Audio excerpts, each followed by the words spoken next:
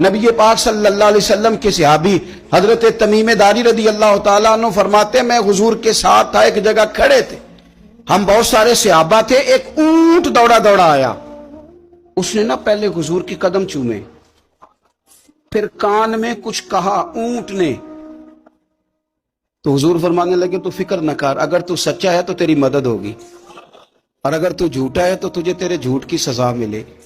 یعنی میں کیسے اس بندے کو سمجھاؤں، میں کیسے اسے سمجھاؤں، کمیٹی ڈال کے رو کے درد سے ادھار لے کے کوئی مدینے گیا، اور ماڑا بندہ، اور اس کی تڑپ ہے کہ میں سونے کو اپنے دکھ سناؤں، تو وہ کھڑا ہوا تو ایک صاحب اسے کہنے لگے یہ معاذ اللہ سنتے نہیں تو کس کو سنا رہا ہے، چپ کر، کنٹرول کر اپنی زبان کو، اگر دین نہیں آتا تو نبی پاک سے محبت کرنے والوں کے دل نہ توڑ۔ جو رسول اونٹوں کی بولیاں بڑے خوب طریقے سے جانتے ہیں وہ اپنے غلاموں کی باتوں کو نہیں سنتے۔ رانجھا رادی کرنے والے ان کی بھی کیا ہی بات ہے، روزے دے دوالے نے غلاماں دیاں ٹولیاں، وہ ویکھو ایک پہ سن دے کروڑاں دیاں بولیاں۔ اونٹ آیا، آ کے اس نے پہلے قدم چومے، کان میں کچھ کہا، حضور نے فرمایا تو فکر نہ کر، اگر تو سچا ہے تو جیسے تو کہتا ہے ویسے ہو جائے گا، اور اگر تو جھوٹا ہے تو پھر تجھے تیرے جھوٹ کی سزا بھی ملے گی۔ تھوڑی دیر گزری تو حضرت تمیم داری رضی اللہ تعالیٰ عنہ فرماتے ہیں کچھ لوگ دوڑے دوڑے آئے، عرض کرنے لگے حضور یہ ہمارا اونٹ بھاگ آیا ہے اور 3 دن سے بھاگا ہے، مل نہیں رہا۔ حضور فرمانے لگے یہ تو تمہاری شکایت کر رہا ہے، یہ تو کہہ رہا ہے یا رسول اللہ میں نے گرمی سردی میں ان کی خدمت کی، اور جب میں بوڑھا ہو گیا تو انہوں نے مجھے افزائش نسل کے لیے رکھ لیا، میری نسل سے ان کے کتنے اونٹ پیدا ہوئے، اب میں بوڑھا ہو گیا ہوں تو مجھے کاٹ کے ذبح کر کے کھانا چاہتے ہیں۔ اس نے کان میں کہا، حضور نے ترجمہ کر کے بتایا، کریم رسول فرمانے لگے بولو تم کیا کہتے ہو؟ کہنے لگے سونیا جی جس نے جو آپ کو بتایا نا بالکل ہی سچ بتایا ہے۔ ابو داؤد شریف کی حدیث عرض کر رہا ہوں، حضور بالکل ایسے ہی ہے، گرمی سردی میں اس نے کام کیا، پھر ہم نے اس سے بڑے افزائش نسل کا کام لیا، حضور ذبح کرنا چاہتے ہیں۔ تو نبی پاک فرمانے لگے اتنی جو خدمت کرے اس کا صلہ پھر چھری ہے، کہ تم اچھا صلہ دے رہے ہو؟ کہنے لگے حضور ہم کچھ نہیں کہتے، ذبح بھی نہیں کرتے، آپ اس کو دے دیں۔ حضور فرمانے لگے اب نہیں میں تم پہ اعتماد کرتا، اس طرح کرو میرے ہاتھ بیچ دو۔ 100 دینار کا میرے نبی پاک نے اونٹ خرید لیا۔ حضور نے نا اونٹ کو تھپکی دی، فرمایا جا تو آزاد ہے۔ اونٹ نے نا پتہ نہیں کیا باتیں کی، ایک بات کی تو حضور نے فرمایا آمین، دوسری کی تو کہا آمین، تیسری کی دعا کی تو کہا آمین، چوتھی بات اونٹ نے کی تو نبی پاک رو پڑے۔ اونٹ چلا گیا، صحابہ کہتے ہیں عرض کی یا رسول اللہ اونٹ نے کیا کہا ہے؟ تو حضور فرمانے لگے اس نے پہلی دفعہ یہ کہا ہے کہ یا رسول اللہ اللہ آپ کو میری طرف سے، اسلام کی طرف کے اور قرآن کی طرف سے بہترین صلہ عطا کرے۔ تو میں نے کہا آمین، اور پھر اس نے کہا دوسری دعا دی، اے اللہ کے پیارے رسول صلی اللہ علیہ وسلم جس طرح آپ نے آج میرا خوف دور کیا ہے، میں دعا کرتا ہوں اللہ آپ کی امت سے قیامت کا خوف دور کرے۔ اور میں نے کہا آمین، تو نبی پاک صلی اللہ تعالی علیہ وآلہ وسلم فرماتے ہیں پھر اس نے تیسری دعا کی، عرض کی یا رسول اللہ صلی اللہ تعالی علیہ وسلم جس طرح آج آپ نے میرا خون بچایا ہے، سنیا میری دعا ہے رب تیری امت کا خون محفوظ کرے۔ تو میں نے کہا آمین۔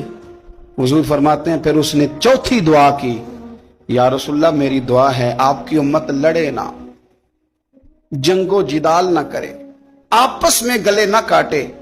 تو حضور فرماتے ہیں میں نے آمین بھی کہا اور میں رو بھی پڑا، اس لیے کہ یہ دعا میں نے اپنے رب کریم سے مانگی تھی کہ اے اللہ میرے امتی لڑے نہیں، آپس میں لڑے نہیں۔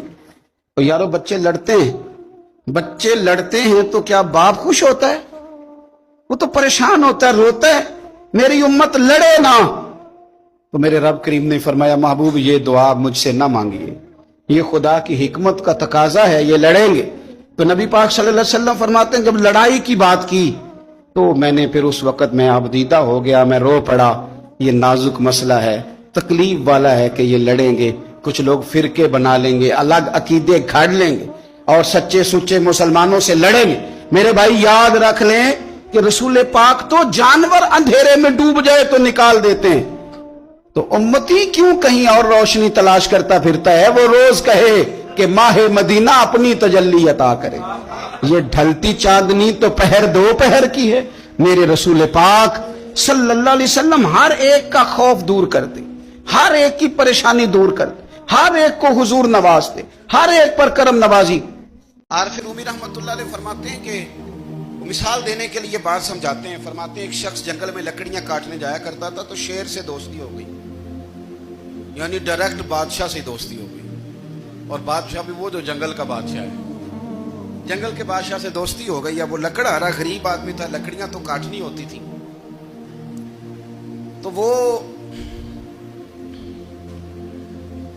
جنگل کا بادشاہ اعلان کر دیتا جانوروں کو کہ میرا دوست آیا, ایک تو کوئی تنگ نہ کرے, اور دوسرا یہ کہ سب لوگ مل کے اس کے ساتھ تعاون کریں. کبھی کوئی جانور لکڑیاں اکٹھی کراتا, کبھی کوئی اپنی پشت پہ گدھا, بیل, گھوڑا, خچر رکھ کے وہ لکڑیاں باہر چھوڑنے آتا. تو اب اس کی بڑی دھوم مچ گئی جنگل کے اندر. لکڑہارا مزدور تھا, وہ بادشاہ سے دوستی کر کے بادشاہ ہی بن گیا. وہ گھر آ کے نا بیوی کو اکثر بتاتا کہ میرا ایک دوست ہے, میں جاتا ہوں تو ساری پہلے ہی مخلوق کھڑی ہوتی ہے میرے استقبال کے لیے. دوستی جو بڑے سے ہو گئی ہے. تو وہ لوگوں کو بتاتا, بیوی کو بھی بتاتا دوست ہے. تو بیوی کہنے لگی اتنی تو تعریفیں کرتا, یہ نہیں بتایا کہ وہ جنگل کا شیر ہے, پر نیرا دوست بتا دیا. بیوی کہنے لگ گئی کہ تو اتنا جو اس کا ذکر کرتا ہے تو کسی دن بلا نا, بلا کسی دن تاکہ اس کی دعوت کریں. اب اس نے پھر نہ اس کو پردے میں رکھا. کیا کہتے ہیں آج کل, سرپرائز دینا ہے, مگر سرپرائز دینا ہے, پردے میں رکھا کہ وہ شیر ہے. تو وہ بلا لیا گھر. اب اس کے لیے کچا گوشت, ظاہر ہے شیر نے کچا گوشت دکھانا تھا. وہ کہنے لگی پکانا کس طرح کا ہے. وہ کہنے لگا جب وہ آئے گا پھر بتاؤں گا. اب وہ کچا گوشت 2-3 بکرے ذبح کر کے ڈال دیے. وہ آ گیا شیر. عارف رومی کہتے ہیں جب وہ آیا نا تو اس کی بیوی نے دیکھا تو اس نے ایک سخت جملہ کہہ دیا. کہنے لگی اوہو, میں سمجھی تھی پتہ نہیں کون ہے, اس طرح کے درندے تیرے یار ہیں, کتے بلے دوست بنائے ہوئے, یہ کیا بات ہوئی. خیر وہ شیر نے سن لیا, گوشت کھایا, وہ چلا گیا. اگلے دن لکڑہارا لکڑیاں کاٹنے گیا تو شیر نے ملاقات کرتے ہی لکڑہارے سے کہا کہ یہ نا کلاڑی